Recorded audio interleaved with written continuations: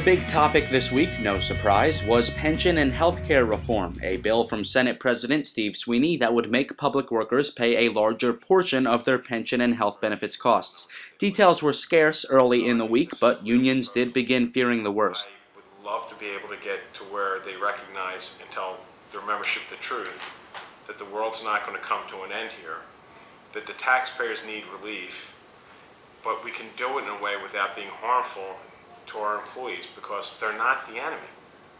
It's just my world. We deal with these issues. We just don't say, I'm not going to pay anymore, I'm not going to do anymore. We deal with the issues because they have to be dealt with. Safe to say public workers were on edge from the very start of this past work week. That same day, before 10 a.m., a union member took his anger out on Millennium Radio's State House reporter Kevin McCardle. What are your thoughts on that? You should ask them when they talk about people's health care. You should ask them if they think that... Hold on for a second. I'm in the middle of an interview, dude. Yeah, I know. Hang there. I'll talk to you next. Make sure you answer the right questions. If you want to just attack us, at least have something that's fair and reasonable. I am asking you a question. Hold on one second. You just got here, dude. It's not. I've been here for a long time. You want to sit here and ask questions about attacking public workers? This guy doesn't want to give millionaires tax breaks, but he's ready to tax my guys more money. They make less money. You want to talk to me? You talk to me. Oh, you already know that. Report that. 101.5, start reporting something true. Why are you walking away? You want to talk to me? It's not that I'm going to walk away. I'm tired of telling you guys the same thing and you start reporting. These guys are working people just like everybody else. Who are you, by the way? I'm showing my... Hey, John, hold on a second. It was a great day, by the way, as you can see. Let's see, there's the State House. Okay, I'm just setting the scene. Good, setting the scene. Let's get back to it. Collective bargaining hurts everybody. Okay? If he legislates this... Collective bargaining hurts everybody? No. I didn't mean to say that. Collective bargaining makes it fair for everybody. It saves the state money and helps workers. You guys ask questions that aren't fair to workers. You want to talk about it?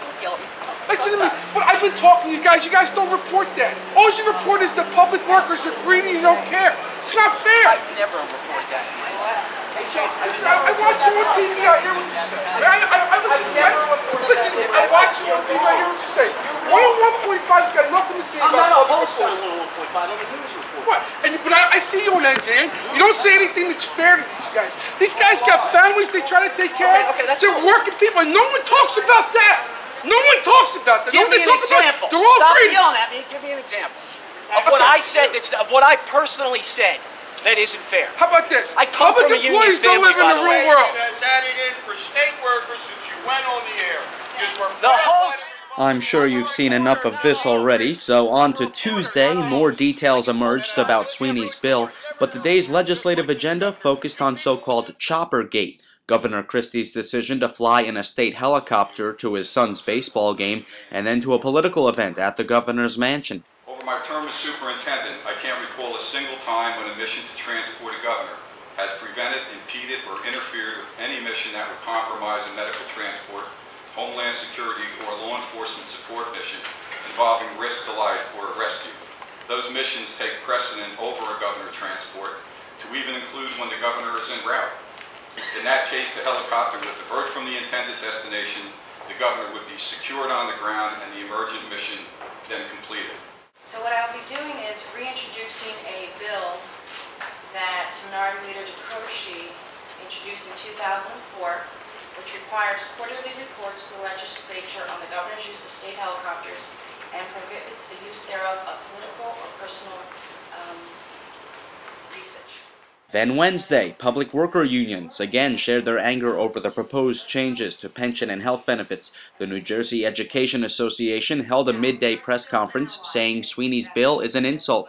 But we have concluded that it is a terrible proposal for several reasons. It does nothing to rein in broker fees that are costing taxpayers untold millions of dollars every year.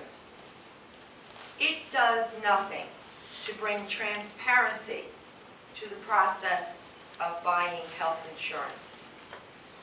And it does nothing meaningful to require the state to pay its share of pension costs now. even though that is the primary reason why our pension funds are in such trouble. Instead, this proposal would place the entire burden for reducing costs on the backs of working people. That was just a tease of the outcry to come. Thursday morning brought thousands and thousands of public workers to rally on West State Street, calling for the Senate Budget and Appropriations Committee to scrap the bill and not send it to a full vote. Perhaps the most noted and controversial comments came from Chris Shelton, Vice President, CWA District 1. Welcome to Nazi Germany! We have Adolf Christie and his two generals trying to make New Jersey Nazi Germany. Are we going to let them? I can't hear you. Are we going to let them? You know, in Nazi Germany, the first thing they did, the first thing that the Nazis and Adolf Hitler did was go after the unions. And that's what Christie and his two generals are trying to do in New Jersey.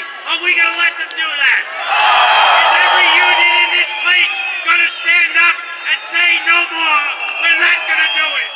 Shelton later apologized for his remarks. Meanwhile, inside, lawmakers were considering the heated topic and accepting testimony from those both for and against it. By now, some union members were exhausted, very exhausted, but that didn't stop a couple dozen from expressing their opinions just a bit too much.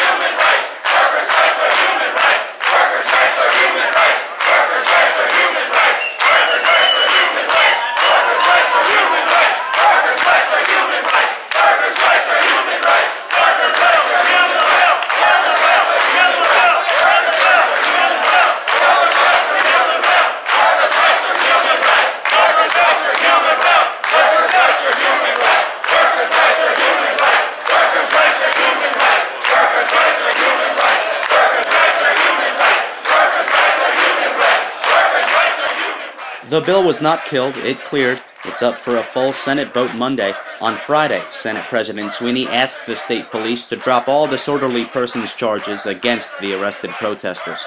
With your weekend review for State House Steps, I'm Dino Flamia.